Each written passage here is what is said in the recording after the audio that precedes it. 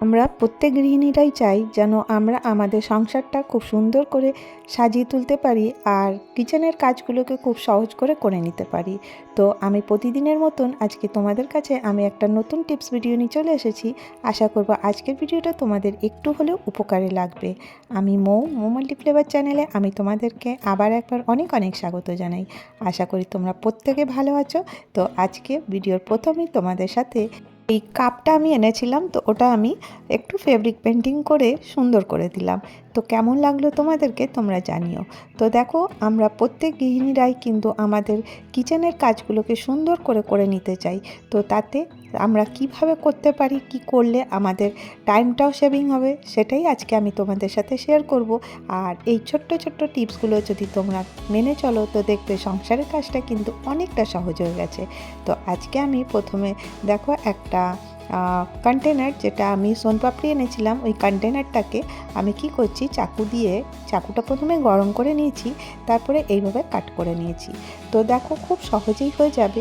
এই যে ফেলে দেওয়া জিনিসপত্র দিয়ে কিন্তু আমরা আমাদের বাড়ির যে কিচেনের জিনিস আছে অনেকটা অর্গানাইজ করে রাখতে পারি। আর আজকে আমি এটাতে কি করব, এই যে কফি পাউচগুলো দেখছো, এই কফি পাউচগুলো আমি এইভাবে ফোল্ড করছি। আর করার পরে দেখো, আমি এই বক্সটার মধ্যে রেখে দেবো। কেন রাখছি বলো তো, এটা দেখতেও ভালো লাগবে আর পাউচগুলো নিতেও কিন্তু সুবিধা হবে। আর দেখো, এইভাবে আমি এই বক্সটা বন্ধ করে দিলাম, কত সহজে হয়ে গেল। আর এরপরে আমি এখানে ডবল টেপ নিয়ে নিয়েছি। ডবল টেপটা আমি এইভাবে এখানে লাগিয়ে দিচ্ছি। আর দেখো, এগুলো করতে আমাদের কিন্তু একটা টাকাও খরচা হয় না, তো কিন্তু একটা সুন্দর অর্গানাইজার রেডি হয়ে যায়। তো এরপরে তোমরা তোমাদের দেওয়ালে যেখানে তোমাদের দরকার সেখানে এটা লাগিয়ে দেবে। তো দেখো, আমি এই পাশটাতে লাগিয়ে দিলাম, তাহলে পরে আমার নিতে সুবিধা হবে। যখনই কফি পাউচ দরকার হবে আমি এখান থেকে বার করে নিয়ে নেব। তো কতটা সুন্দর লাগছে তোমরাই দেখো। যদি তোমাদেরকে আমার ভিডিওর একটু অংশ ভালো লাগছে তো তাহলে আমার চ্যানেলটাকে লাইক করে দাও। আর যদি তোমরা আমার চ্যানেলে প্রথম এসে থাকো তাহলে চ্যানেলটাকে সাবস্ক্রাইব করে নাও। এবারে চলো নেক্সট টিপস চলে আসি। তো দেখো, আমাদের কিচেনের প্রত্যেকটা জিনিসকে গুছিয়ে রাখলে কিন্তু বেশ ভালো লাগে। তো আজকে আমি তোমাদের সাথে শেয়ার করব খুব সাধারণভাবে আমি সয়া চিলি কীভাবে বানাচ্ছি। তো প্রথমে তোমাদের সাথে এই একটু কিচেনের কাজ করতে করতে কিছু টিপস শেয়ার করব, যেটা তোমাদের আশা করি ভালো লাগবে। তো দেখো, আমি এখানে ময়দাটা কাটলাম। ময়দার পাউচটা কিন্তু একদম এইভাবে ফেলবো না, এইভাবে ফোল্ড করে ফেলে দেবো, মানে ডাস্টবিনে রাখবো। এরপরে দেখো, আমি একটা তেজপাতা এই ময়দায় রেখে দিলাম। কেন রাখলাম বলো তো, ময়দাতে কিন্তু খুব তাড়াতাড়ি পোকা এসে যায়।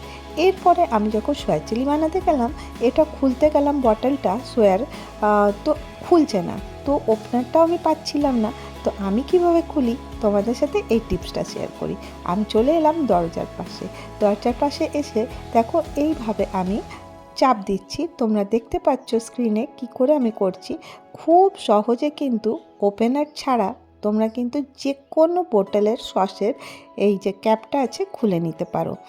আর তোমরা এইভাবে যদি করো দেখবে বাচ্চাদের খাবার কিন্তু খুব ইজি হবে। কখনো কখনো টিফিনের জন্য কিন্তু তোমরা এই সয়া চিলিটা বানিয়ে দিতে পারো। সবাই বানাও, তো আমি খালি জাস্ট তোমাদের সাথে একটু শেয়ার করলাম যে কিভাবে কিচেনের কাজগুলো করবে, তাতে তোমাদের যে টিফিন আছে ওটা বানাতেও কিন্তু খুব সুবিধা হবে। তো আমি এর মধ্যে একটু কর্নফ্লাওয়ার দিয়ে দিয়েছিলাম। তারপর দেখো যা যা দিলাম তোমরা তো স্ক্রিনে দেখলে। আর সয়া চিলি বানাবার জন্য আমি নিয়ে নিয়েছিলাম সয়া সস, চিলি সস, আর একটুখানি ভিনেগার দিয়েছিলাম, তার মধ্যে সামান্য চিনি, লবণ এগুলো দিয়েছিলাম। তারপর দেখো, এইভাবে আমি একটা সয়া চিলি বানিয়ে নিলাম। তোমরা অনেকেই জানো। আর আলুটা আমি হালকা বয়েল করে রেখেছিলাম, তারপরে কেটে এর মধ্যে দিয়ে দিলাম। এই টিপসটা তোমরা কিন্তু ফলো করতে পারো, এতে কিন্তু সয়া চিলির টেস্টটা কিন্তু অনেকটা ভালো হবে। তো দেখো, আমার সয়া চিলি রেডি হয়ে গেছে। তো এরপরে আমি নেক্সট টিপসে চলে আসি। বাচ্চাদের টিফিনের কিন্তু আমাদের প্রচুর টেনশান থাকে। তো আমি এখানে কিছুটা রসুন ছাড়িয়ে নিয়ে নিয়েছি। এরপরে রসুনগুলোকে কি করব, একটুখানি ড্রাই রোস্ট করে দিলাম। এরপরে রসুনগুলোকে একদম কুচি কুচি করে কাটবো। আমি যত কুচি করেছি তার থেকে কিন্তু আরও কুচি করতে পারো। এরপরে আমি একটুখানি মেল্টেড বাটার নিয়ে নিয়েছি।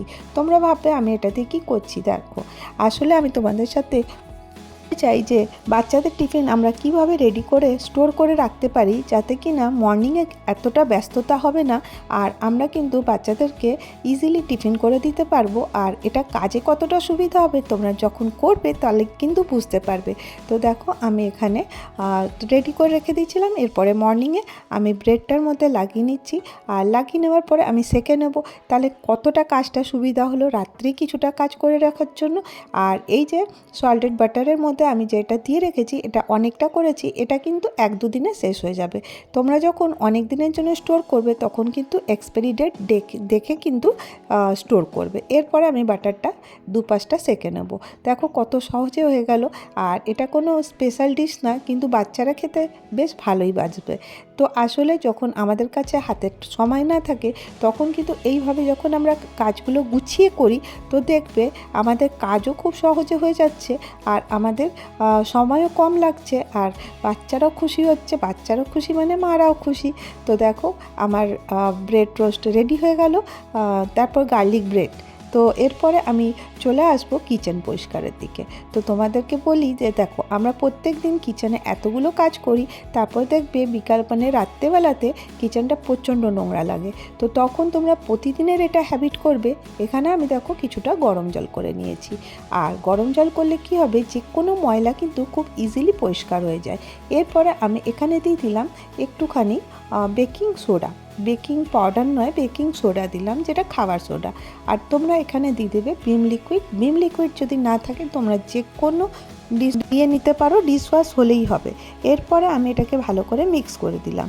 মিক্স করে দেওয়ার পরে এর মধ্যে দেখো আমি যেটা দিয়ে আমি ক্লিন করি ওটাকে ঢুকিয়ে দিলাম, আর একটু গরম থাকার জন্য আমি আস্তে আস্তে করছি। এরপরে দেখো যে কিচেনের টাইলসটা আছে সেটাও কিন্তু পরিষ্কার করে নেবে। আর যেন আমার কাছে অ্যাডজাস্ট ফ্যানও নেই বা চিমনিও নেই, তো কিন্তু তাতে কি হয়, কিচেন কিন্তু অনেক তাড়াতাড়ি নোংরা হয়ে যায়। আর এইভাবে যদি করো তো দেখবে কিচেনের টাইলস কিন্তু একদম পরিষ্কার থাকবে। আর যখনই করবে তখন এই যে গ্যাসের স্টোভটা উঠিয়ে তার নিচটাও কিন্তু পরিষ্কার করে নেবে। আর এইভাবে করলে দেখবে তোমাদের কাজটা অনেকটা কম হবে, মর্নিংয়ে তোমাদের প্রেশারটা কিন্তু অনেকটা কম হয়ে যাবে।